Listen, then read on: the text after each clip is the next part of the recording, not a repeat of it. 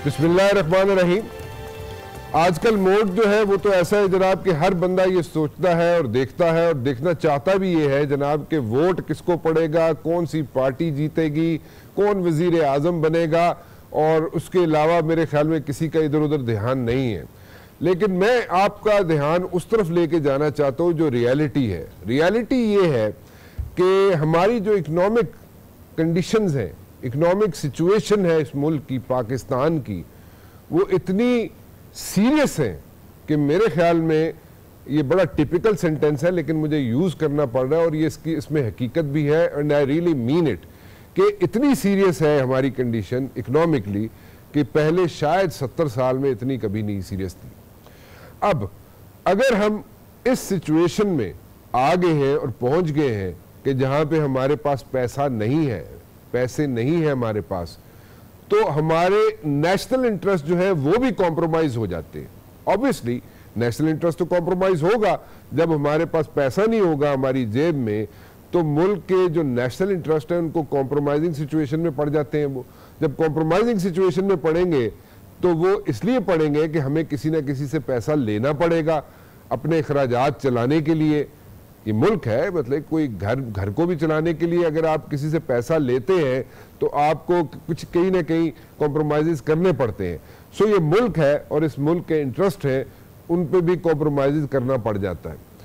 अब अगर हम कॉम्प्रोमाइज़ की तरफ जाते हैं तो कॉम्प्रोमाइज़ तो इतनी लंबी एक फहरिस्त है।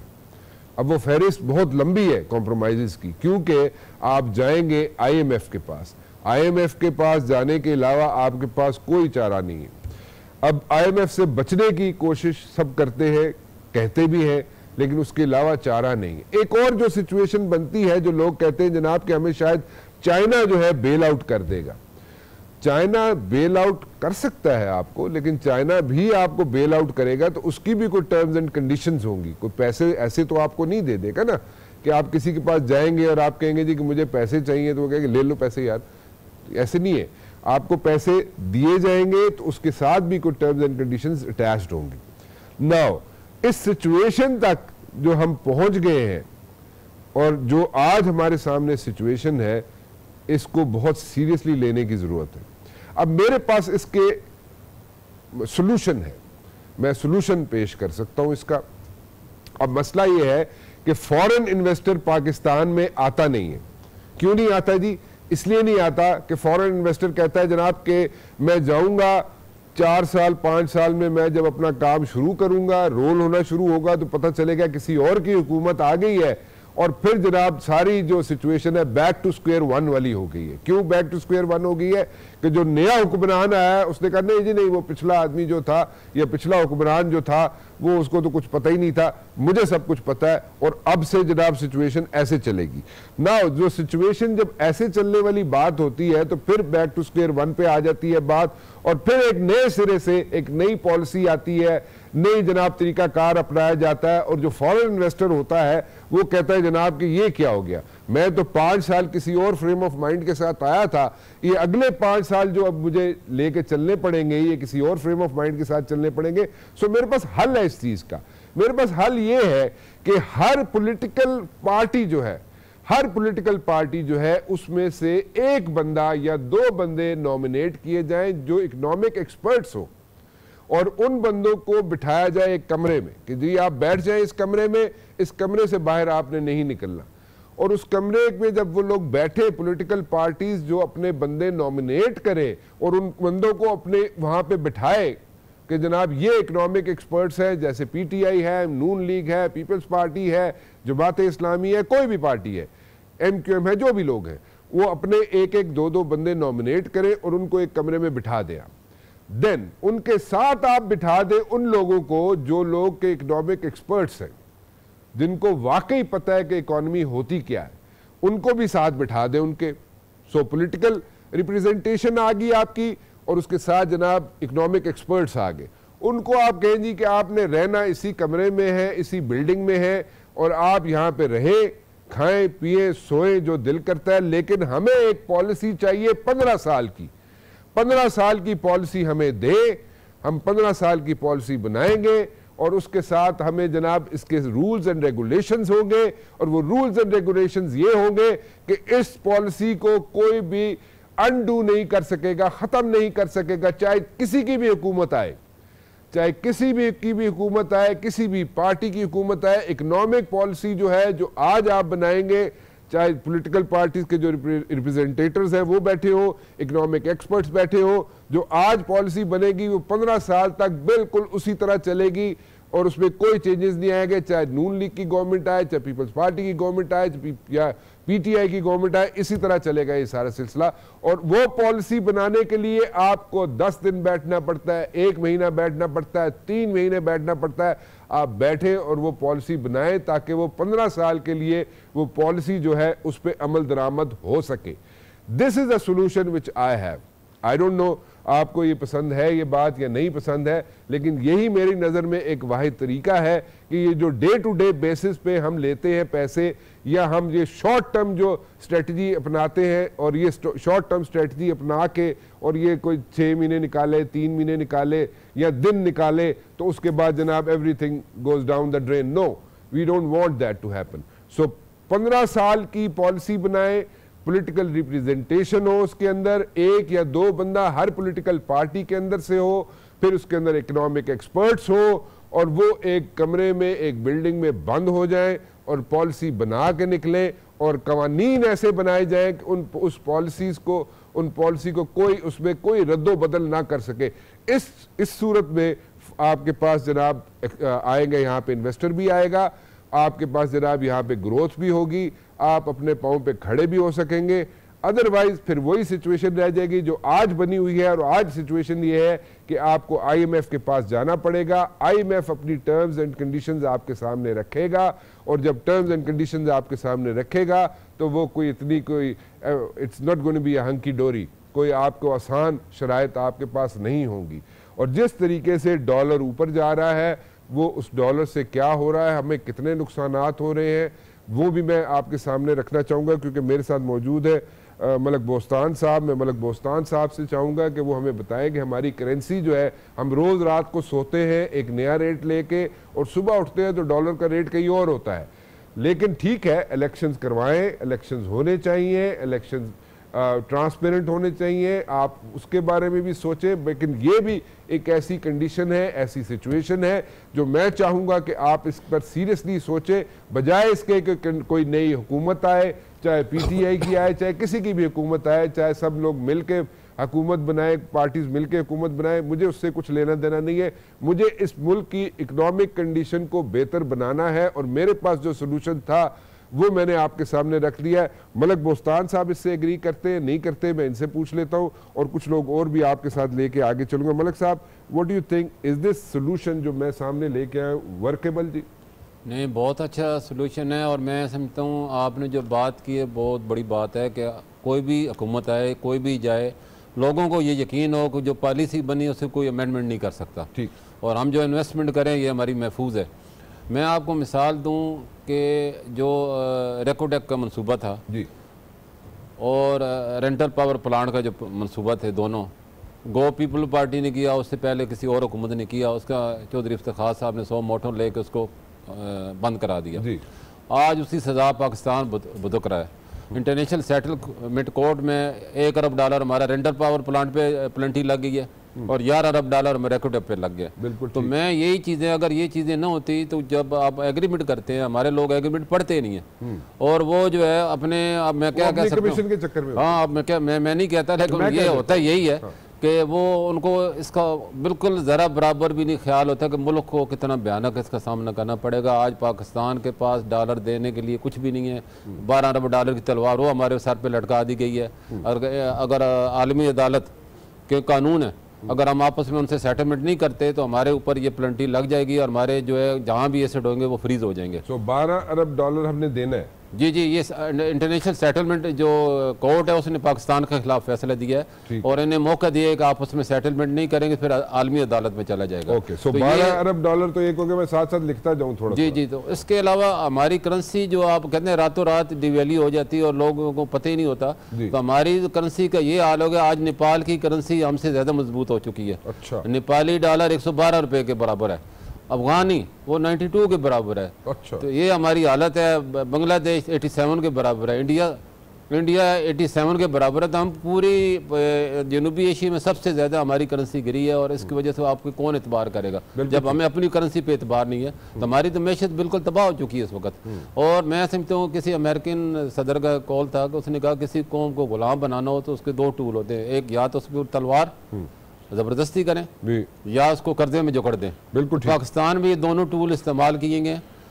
तलवार दहशतगर्दी के जरिए हमारे ऊपर लटका दी गई है। पिछले 15 साल से पाकिस्तान इसका खमीरा भुगत रहा है। हमारी इकानमी, हमारा इंफ्रास्ट्रक्चर, हमारा सब कुछ तबाह हो चुका है। 72,000 लोग हमारे शहीद हो चुके हैं। $1 खरब से ज़्यादा हमारा नुकसान हो चुका है। 5,000 से ज़्यादा हमारे फौजी शहीद हो चुके। दुनिया को महफूज बनाने के लिए पाकिस्तान खुद गैर महफूज हो चुका है। हमारी कर्ज़ों पे पूरी मैशत चल रही है इस वक्त। अगर पाकिस्तान को, अगर जैसे आपने कहा IMF को जाने से पहले हम तैयारियां कर रहे हैं, तो उन्होंने कहा जी ये चीजें आप करके आए फिर हमारे से बात करें, वो भी इलेक्टेड गवर्नमेंट के साथ हम बात करें। एक छोटी सी चीज बताएं, उसके बाद मैं ब्रेक पे जाऊंगा। डॉलर कहां पे जाके रुक सकता है कि ये रुकेगा नहीं, इसी तरह उड़ता जाएगा? देखो डॉलर का जो जिन है ना, इन्होंने उसके कैप होता है, कैप लगाना। हाँ। तो जब तक कैप नहीं लगाएगा ये, तो मैं कहता हूँ इसका तो कोई हद ही नहीं है ना। तो पहले कौन लगाएगा? कैप स्टेट बैंक ही लगाता है, उसने लगाया हुआ था और IMF के दबाव पे हटाया गया, और उसका नतीजा लिया कि पिछले दिसंबर में 105 रुपए का था, आज 125 का है। तो ये कैब अगर नहीं, क्यों हमने अपने इंटरेस्ट को देखना है, अपने मुल्क को देखना है, IMF को नहीं देखना है। स्टेट बैंक से गिला करें, किससे गिला करें? देखो जी, स्टेट बैंक अकेला फैसला नहीं करता, उसके ऊपर प्राइम मिनिस्टर होता है, उसके ऊपर फाइनेंस मिनिस्टर होता है। लेकिन उन्होंने जब IMF को दबाव है तो उन्हें कैप हटाना पड़ता है। जो ही कैप हटाते हैं डॉलर रेट जो है 5 से 6 रुपए एक दिन में बढ़ता है। मैं इस पर तफसीलन बात करूंगा आपसे। मैं एक छोटी सी ब्रेक ले लूं जी। ब्रेक पे जाने से पहले मैं बताता चलूं जनाब कि जो हाइब्रिड वॉर है उसका पाकिस्तान शिकार है। हाइब्रिड वॉर में यही होता है कि एक मुल्क को, एक स्टेट को इकोनॉमिकली इतना वीक कर दिया जाए कि वो अपने नेशनल इंटरेस्ट जो है उसको कॉम्प्रोमाइज करने पड़ जाए। सो ये हाइब्रिड वॉर है। हाइब्रिड वॉर का हम शिकार हुए हैं। हाइब्रिड वॉर हम पे मुसल्लत है। जिनको नहीं समझ आ रही, एक कैंपेन लेके चल रहा हूं जी आपके सामने, और ये कैंपेन मेरे लिए नहीं है, कोई सियासी कैंपेन नहीं है, ये इस मुल्क के लिए कैंपेन है। जो मैं चाहता ये हूं कि आप लोग लेके चलें, अपनी आंखें खोलें। 15 साल के लिए एक ऐसी इकोनॉमिक पॉलिसी बनाई जाए जिसमें इकोनॉमिक एक्सपर्ट्स भी हो, जिसके अंदर जनाब पॉलिटिकल पार्टी की रिप्रेजेंटेशन हो, हर पार्टी से एक एक दो दो बंदा भी उसमें मौजूद हो, और उसके बाद कवानीन ऐसे बनाए जाए कि जिस मर्जी की हुकूमत आए वो पॉलिसी जो है, वो इकोनॉमिक पॉलिसी जो है वो उसी तरह चलती रहे। यही एक वाहिद तरीका है कि हम अपने पांव पे खड़े हो सकते हैं। अदरवाइज हम IMF के पास जाते रहेंगे, हम चाइना के पास जाते रहेंगे, हम इधर उधर जाते रहेंगे, लेकिन उसका रिजल्ट एज सच कुछ नहीं निकलेगा। वो शॉर्ट टर्म स्ट्रेटजीज हैं। We should think about a long term strategy, और लॉन्ग टर्म स्ट्रेटजी जो है, जो मेरी नज़र में है, वो मैंने आपके सामने रख दी है। मेरे साथ अकील करीम डैडी साहब भी मौजूद हैं और जनाब मलिक बोस्तान साहब भी मौजूद हैं। अकील करीम डैडी साहब, मैं एक चीज़ पूछना चाहूँगा आपसे कि ये जो सिचुएशन इस वक्त बनी हुई है, इसमें IMF के पास जाने के अलावा कोई और चांस नजर आता नहीं है। नेशनल इंटरेस्ट हमारा कॉम्प्रोमाइज होता हुआ नजर आ रहा है। व्हाट इज द सोल्यूशन जी? आपकी नजर में कोई सोल्यूशन है? मेरी नजर, मैं समझता हूँ कि पिछले 3-4 साल से हम मुसलसल कह रहे थे कि पाकिस्तान ह्यूज डेफिसिट में जा रहा है जी, लेकिन उस टाइम पे किसी ने ये बात सुनी नहीं। आज हम सेम कंडीशन में बैठे हुए हैं। जाहिर बात है कि ह्यूज डेट हमारे सर पे है, नोट हम छापे जा रहे हैं, डिवैल्यूएशन होता जा रहा है, और ये चीजों को हैंडल करने के लिए एक इकोनॉमिक टीम बननी चाहिए जिसमें इकोनॉमिस्ट हो, जैसे अभी शमशाद अख्तर साहिबा बैठी हुई हैं, उनके साथ और लोग हों। जो भी गवर्नमेंट आए उनको जरूर उनको एडवाइस करना चाहिए, क्योंकि इस वक्त जो कंडीशन है बहुत ही बुरी कंडीशन है, और इस वक्त सियासतदानों को ज्यादा इख्तलाफात नहीं दिखाने चाहिए। पाकिस्तान की इकोनॉमी के हवाले से सोचना चाहिए, क्योंकि अगर ये इकोनॉमी अल्लाह ना करे इसी तरह रुपी वीक होता गया तो आपके बर्डन आपके मुल्क के ऊपर ज्यादा हो जाएगा, क्योंकि जो आपकी डेट रुपी के अंदर है वो बढ़ती जाएगी। जो डॉलर से आप डॉलर कमाने जाते हैं उसमें आपको ज्यादा रुपए देने पड़ेंगे। तो मेरा ख्याल यही है कि आप बिल्कुल ठीक कह रहे हैं कि 15 साल का प्लान, लेकिन वो उसमें पॉसिबिलिटी कम लगती है क्योंकि ये सियासतदान, मैं तो ये कहता हूँ ये सिर्फ टीवी पे और लड़ना ही छोड़ दे, उससे भी पॉजिटिव इम्पैक्ट आएगा। लेकिन अकील साहब एक चीज बताइएगा, देखिए सियासतदान तो लड़ना छोड़ नहीं सकते, वो तो अपनी जगह लड़ते रहेंगे, लेकिन ये जो इशू है जो मैं सजेशन पेश कर रहा हूं वो ये है कि 15 साल की एक पॉलिसी बनाए। आप भी इत्तेफाक कर रहे हैं इससे और बोस्तान साहब भी इससे इत्तेफाक कर रहे हैं, बट द पॉइंट इज कि आप कह रहे हैं कि यहाँ पे सियासतदान ये नहीं बना सकेंगे, तो फिर कौन बनाएगा? देखिए, मैं ये समझ रहा हूँ कि इनके साथ एक इकोनॉमिस्ट की टीम डालनी होगी और हमारे मुल्क में अच्छे इकोनॉमिस्ट हैं जी, बिल्कुल। अगर आप हमारे अपने इकोनॉमिस्ट पे हम भरोसा नहीं करेंगे तो ये हम ज्यादा नुकसान उठाएंगे। और पिछले 5 साल में आपके जितने बजट बनाने वाले लोग थे उसमें एक भी इकोनॉमिस्ट नहीं था, और ये ज्यादा डैमेज होने की वजह भी वही है क्योंकि हमने जिसका काम है उसको काम नहीं दिया, ठीक है, और वो हमारी प्रॉब्लम बन गया। बिल्कुल ठीक और है। तो अभी हम IMF के पास जाते हैं अगर वकील साहब, तो जो सजेशन है वो सजेशन ये है कि 15 साल की पॉलिसी, जो मैं पूछ रहा हूँ आपसे कि 15 साल की एक इकोनॉमिक पॉलिसी बना के सामने रखी जाए, एक कमरे में, एक बिल्डिंग में इकोनॉमिस्ट भी हो, पॉलिटिशियंस हो, हर पॉलिटिकल पार्टी का एक 2-2 बंदा हो, वो भी हो मौजूद उसमें, उनको बंद कर दे कि जी आप भाई साहब इधर ही रहें जब तक आप पॉलिसी बना के बाहर नहीं आते। लेकिन वो अगर पॉलिटिशियन नहीं बना सकते तो मैं जो पूछ रहा हूँ आपसे, तो फिर कैसे उसको वर्कआउट किया जाए?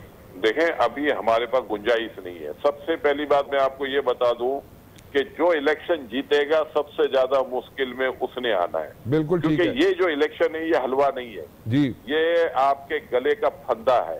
ठीक है, जिसने भी जीतना है फंदा अपने गले में डालना है। IMF के अंदर आपको जाना है, जाना है, जाना है, ठीक है। बगैर IMF के आपका सर्वाइवल नहीं है। अगर आप लोन लेने जाएंगे, कमर्शियल लोन लेने जाएंगे, आपको 2 बिलियन चाइना दे देगा, 2 बिलियन सऊदी अरब दे देगा, वो भी अपनी टर्म्स एंड कंडीशंस वो भी रखेगा साथ। लेकिन मैं ये कह रहा हूं कि उससे आपका मसला हल नहीं होता। Exactly, that's a short term strategy. आपके पास $22 बिलियन का पैकेज चाहिए आपको अगले साल के लिए, ठीक है। $22 बिलियन के पैकेज में आपको $9 बिलियन की रीपेमेंट करनी है जी, फिर आपको डेट सर्विसिंग देनी है, इसके बाद आपको अपना इंपोर्ट का टारगेट बढ़ाना है, जो इस वक्त 1.25 महीने का रह गया उसको 3 महीने से ऊपर लाना है। इसके ये 2 साल अगर आपके लिए बहुत मुश्किल साल है। जो भी आएगा ये दलदल के अंदर फंसेगा और उसको निकलने के लिए बड़ी मेहनत करनी पड़ेगी, और मेहनत करेगा तो आगे के 3 साल हम अच्छे देख सकते हैं। अगर वो इसी तरह चलते रहे जैसे पीछे हम चलते रहे तो फिर बहुत बड़ी तबाही के हम जिम्मेदार होंगे। मेरा ये ख्याल है सबको सिंसियर होना चाहिए मुल्क के साथ, क्योंकि ये मुल्क है तो हम हैं, और हम लोग क्या कर रहे हैं कि हम अपना माल बनाने में लगे हुए हैं। और हम बाकी पॉलिटिशियंस हो या जो भी हो, मैं सिर्फ पॉलिटिशियंस को नहीं बीच में रगड़ रहा, मैं सब एक ही तरह देख रहा हूँ कि सब जो है इसी चक्कर में है कि जनाब अपना दिन जो है दिहाड़ी लगाओ और आगे निकलो। लेकिन ऐसे काम नहीं चलेगा, ऐसे मुल्क चलते नहीं है। एक छोटी सी ब्रेक और उसके बाद वापस आते हैं। अकील करीम डैडी साहब होंगे और मलिक बोस्तान साहब होंगे मेरे साथ।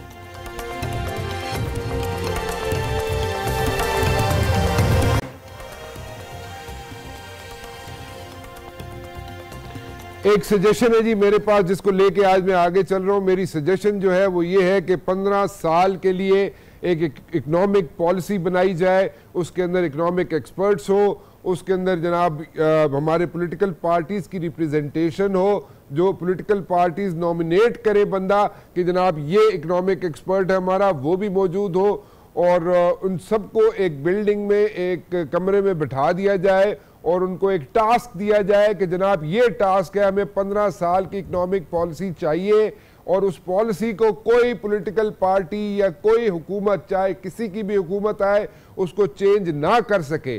सो इस किस्म की हमें यहाँ पे एक इकोनॉमिक पॉलिसी चाहिए, 15 साल की पॉलिसी चाहिए, और अगर ये पॉलिसी हम बना लेंगे तो यही सर्वाइवल है हमारा। ये शॉर्ट टर्म स्ट्रेटजीज या मिड टर्म स्ट्रेटजीज जो हैं वो हमें अब सूट नहीं करती। इस वक्त इट्स हाई टाइम, ठीक है हम इलेक्शन की तरफ जा रहे हैं, हम देखना चाहते हैं कि कौन इलेक्शन जीतेगा, कौन हुकूमत बनाएगा, लेकिन जो भी हुकूमत बनाएगा, जैसे अकील करीम डैडी साहब भी कह रहे हैं कि ये कोई यहाँ पे कोई इतना आसान काम नहीं होगा, चाहे इमरान खान साहब की हुकूमत हो, चाहे PTI की हुकूमत हो, चाहे जनाब सारी पॉलिटिकल पार्टीज जो है जो हम ख्याल होती हैं वो बना ले, लेकिन सबके लिए एक मुश्किल वक्त आने वाला है और एटलीस्ट 2 साल के लिए तो बहुत मुश्किल वक्त है। और अगर हम पॉलिसी नहीं बनाते और अगर हम इस किस्म के लॉन्ग टर्म यहाँ पे जो डिसीजंस हैं नहीं लेते तो फिर हमने हर सूरत में IMF की तरफ जाना ही जाना है। और IMF की जो टर्म्स एंड कंडीशंस होंगी वो ऐसी होंगी कि उसमें कई जो हमारे नेशनल इंटरेस्ट हैं उस पर हमें कॉम्प्रोमाइज़ करने पड़ेंगे। दैट्स फॉर श्योर पीरियड, और इसमें कोई दो राय नहीं है, इससे मेरा पैनल भी इत्तेफाक करता है। लेकिन मैं एक नई तरफ जा रहा हूँ कि अगर इकोनॉमिक इमरजेंसी लगानी पड़ जाए तो इकोनॉमिक इमरजेंसी लगाई जा सकती है या नहीं लगाई जा सकती, और इकोनॉमिक इमरजेंसी अगर पाकिस्तान में लग जाती है तो वो किस तरीके से लगती है, उसका क्या इम्पैक्ट क्या होता है। मलिक साहब, अगर इकोनॉमिक इमरजेंसी लगा दी जाए तो आपके ख्याल में उसका क्या इम्पैक्ट होगा और वो क्या उससे क्या उसके फ़वायद हैं, ये क्या नुकसानात हैं उसके? देखो जी, इस वक्त जो मतलब मैंने कहा ना इकोनॉमिक वार पाकिस्तान को मुलवस किया गया है, हाइब्रिड वॉर का तो हम ऑलरेडी शिकार हैं। पाकिस्तान को मुश्किल फैसले करने पड़ेंगे और हमें जो सबसे बड़ा जो मैं समझता हूँ हमारी हुकूमत को, हमारे जो सियासतदान हैं या हमारे इकोनॉमिस्ट हैं, जो इस चीज़ को मानना चाहिए कि हमने इंपोर्ट बिल इतने ज़्यादा बढ़ा लिए जो आज पाकिस्तान को दलदल में धकेलने की जो बड़ी वजह है, ये इसमें सारी हुकूमतें शामिल हैं। जी, देखो ना, $60 अरब आप इंपोर्ट कर रहे हैं, आपके पास रिजर्व है नहीं है और आप इतने ज़्यादा इंपोर्ट क्यों करा रहे हैं? जो चीज़ें आप नहीं करनी चाहिए उन पर पाबंदी लगनी चाहिए, और जो चीज़ें पाकिस्तान में बनती हैं ख़ास तौर पे वो चीज़ें बिल्कुल ही फ़िलहाल नहीं इंपोर्ट होनी चाहिए। और अगर कोई ऐसी जैसे जान बचाने वाली दवाएं हैं या ऐसी ग़िज़ाई अजनास है, अच्छा, एक बात बताइएगा मलिक साहब, अगर इकोनॉमिक इमरजेंसी अगर लगा दी जाए तो वो उससे क्या नुकसान? उससे हमारे बहुत सारे इंपोर्ट बिल हम कम से कम $15 अरब का फौरी तौर पर कम किया जा सकता है। जो इस वक्त $60 अरब है वो $45 अरब तक फौरी तौर पर जा सकता है। और इसके अलावा हमने एक्सपोर्ट बढ़ाने के लिए जो हमने एक टूल यूज़ कर रहे हैं डिवैल्यू का, ये बिल्कुल पाकिस्तान के गले का फंदा है और पाकिस्तान की इसकी एक्सपोर्ट बढ़ती नहीं है बल्कि कम होती है। जब भी पाकिस्तान ने डिवैल्यू किया, कभी आज तक रिकॉर्ड देख लें, कभी नहीं पाकिस्तान का ट्रेड गैप बढ़ा है, कम नहीं हुआ। अगर ट्रेड गैप हमारा कम हो जाता तो मैं इस चीज़ को मान लेता।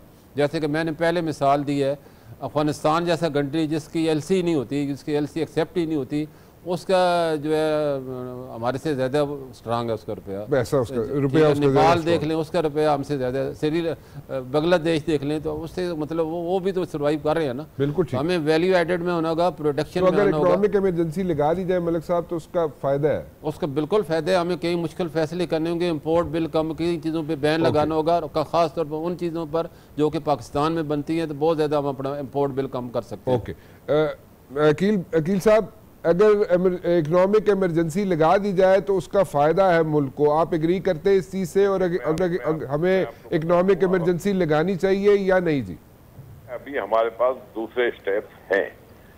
दूसरे जो स्टेप्स हैं, पाकिस्तान अपनी इंपोर्ट कम करने के बहुत सारे हैं। हम बहुत ही गरीब मुल्क हैं, कर्जा लेके खाते हैं, हर साल डेफिसिट हमारा बढ़ के आता है, हमारे पास पैसे देने के लिए पैसे हैं नहीं। हम कम से कम एक पहले स्टेप्स हमें ये लेना चाहिए कि हमारी ये 2000 सीसी से बड़ी गाड़ियां बैन लगा दें। इस तरह के और बहुत सारे स्टेप्स हैं जो ये आपके फ्लावर वगैरह जो इंपोर्ट होते हैं, चिप्स है, आलू, इस टाइप की जो चीजें हैं, फ्रूट वगैरह इंपोर्ट करते हैं, ये हम शुरू में स्टेप लेके इनको रोकना चाहिए हमें। हम अगर इंपोर्ट पूरी किल करने की कोशिश करते हैं तो आपको सिर्फ ये सोचना चाहिए कि आपके पाकिस्तान का मैक्सिमम रेवेन्यू कस्टम से आता है, तो जब वो रुक जाएगा तो आपके ऊपर ज्यादा तबाही आएगी। तो मेरा ये ख्याल है कि हम सारी चीजें नहीं कर सकते, इंपोर्ट को हम ज्यादा रोक नहीं सकते, हाँ, लेकिन मखसूस डिसीजन हम ले सकते हैं। अगर आप इस वक्त स्टेप्स लें, इंपोर्ट को बंद कर दें, तो ये मुल्क में आपका रेवेन्यू ही नहीं आएगा, ये जो गवर्नमेंट रेवेन्यू। और दूसरा जो सबसे खतरनाक बात है कि हर साल हम आर्टिफिशियल बजट देते हैं। हम हर साल अपना बजट बारात चढ़ा के रेवेन्यू टारगेट अचीव करने की कोशिश करते हैं और हम डेफिसिट को कम दिखाते हैं। उसकी वजह से हमें सरप्लस पैसा सूबों को बांटना पड़ता है। तो ये जो स्टेप्स है ना, ये पहले हमें लेने हैं। ये लेने के बाद अगर हम देखें, सब्सिडी खत्म करें, अगर आपका डेफिसिट खत्म हो जाता है तो आपका मसला हल हो जाता है, क्योंकि डेफिसिट हमें मार रहा है, हमें ट्रेड डेफिसिट नहीं मार रहा। ठीक, ट्रेड डेफिसिट से तो हमारा इतना फर्क नहीं पड़ता, ये जो हमारा एक्चुअल डेफिसिट है ना, उसकी वजह से हमें नोट छापने पड़ते हैं। इमरजेंसी, इकोनॉमिक इमरजेंसी लगनी चाहिए या नहीं वकील साहब? मैं वही कह रहा हूँ ना कि ये इमरजेंसी, इसको हम इकोनॉमिक इमरजेंसी नहीं कह सकते, लेकिन हम स्टेप्स कह सकते हैं कि अमेरिका ने चाइना के ऊपर ड्यूटी लगा दी, तो अब तो पूरी दुनिया में ये रिवाज हो गया है, तो पाकिस्तान को भी चाहिए कि ये 2000 से ऊपर वाली गाड़ी है उनकी ड्यूटी डबल कर दे। अगर उससे कितना फर्क पड़ जाएगा वकील साहब? हाँ, उससे कितना फर्क पड़ जाएगा? देखिए, फर्क ये पड़ जाएगा कि आपकी इंपोर्ट 3-3.5 बिलियन डॉलर कम हो जाएगी। तो 3.5 बिलियन डॉलर अगर इंपोर्ट कम होती है और 1-1.5 बिलियन 1.5 बिलियन डॉलर अगर हमारा एक्सपोर्ट बढ़ जाती है, और ये जो हमने फर्निश ऑयल का इस्तेमाल बंद कर दिया है, लोकल रिफाइनरी में ये प्रोडक्ट पड़ी हुई है, गवर्नमेंट उसको उठा नहीं रही, हम एलएनजी में कन्वर्ट हुए हैं, तो ये सारे स्टेप्स अगर जो हम लेंगे ना, तो ये 5-6 बिलियन डॉलर का फर्क पड़ जाएगा। 5-6 मिलियन का फर्क पड़ जाएगा, 6 बिलियन का फर्क पड़ जाएगा। आप ये कह रहे हैं कि instead of going for economic emergency, आप ये सजेस्ट कर रहे हैं कि उससे पहले जो स्टेप्स हैं, वी शुड गो फॉर दो स्टेप्स। मलिक साहब कह रहे हैं, मलिक बोस्तान साहब कह रहे हैं कि इकोनॉमिक इमरजेंसी लगा देनी चाहिए। सो आप कह रहे हैं कि इकोनॉमिक इमरजेंसी लगाने से पहले कुछ स्टेप्स और ले लेने चाहिए, उससे थोड़ा सा रिलीफ मिल जाएगा, ब्रीदिंग स्पेस मिल जाएगा। देखिए, हमने अभी तक कोई कोशिश नहीं की ना, हमने इतनी बुरी हालत है, 5 साल 10 साल से हमारी इकोनॉमी सबल नहीं रही। ठीक है, लेकिन हर साल हम जो बजट देते हैं टारगेट अचीव नहीं होता। ओके, बिल्कुल ठीक है, बिल्कुल ठीक। इसके बाद हम बातें ये कर रहे हैं, देखिए हमारे पास स्टेप्स हैं। पहला स्टेप्स ये ले, मैं आपकी बात समझ गया वकील साहब, मैं आपकी बात समझ गया। वक्त मुख्तसर है, मैं माफ़ी चाहता हूँ, मुझे यहाँ पे प्रोग्राम वाइंड अप करना पड़ेगा। मलिक बोस्तान साहब आपका भी बहुत बहुत शुक्रिया, वकील साहब आपका भी बहुत बहुत शुक्रिया। जाते जाते एक जश्न में लेके आज आपके सामने आए हूँ, उसको रिपीट कर देता हूँ, आपके सामने रख देता हूँ। मैं चाहता ये हूँ कि मेरा मुल्क है, अगर ये मुल्क है तो सियासत भी है, इलेक्शन भी है, और यहाँ पे हुकूमतें बनती रहेंगी, आती रहेंगी, जाती रहेंगी, लेकिन एक 15 साल की इकनॉमिक पॉलिसी बनाएं, उसके अंदर जनाब पॉलिटिकल रिप्रेजेंटेशन भी हो, जो इकोनॉमिक एक्सपर्ट्स हैं वो भी हो, उसके अंदर जनाब इकोनॉमिक एक्सपर्ट्स जो दूसरे हैं, जो पॉलिटिकल पार्टी से ताल्लुक़ नहीं है उनका, वो भी हो, और एक कमरे में, एक बिल्डिंग में बंद हो जाएं और 15 साल की पॉलिसी बना कर दें, और उस पॉलिसी को कोई चेंज न कर सके, ऐसे कवानीन भी हमें चाहिए। और अगर ये बन जाएगी तो फिर हमें एक लॉन्ग टर्म स्ट्रेटजी हमारे सामने होगी, और फिर शायद हम अपने नेशनल इंटरेस्ट जो है उनको वॉच कर सकें वेरी केयरफुली। लेकिन इस वक्त हम हाइब्रिड वॉर का एक शिकार है पाकिस्तान, और उस हाइब्रिड वॉर के नतीजे में इकोनॉमिक क्राइसिस हमारे सर पे है, और ये इसको लाइटली मत लें। फिलहाल राना मुबशिर को इजाज़त दीजिए, अल्लाह हाफ़िज़।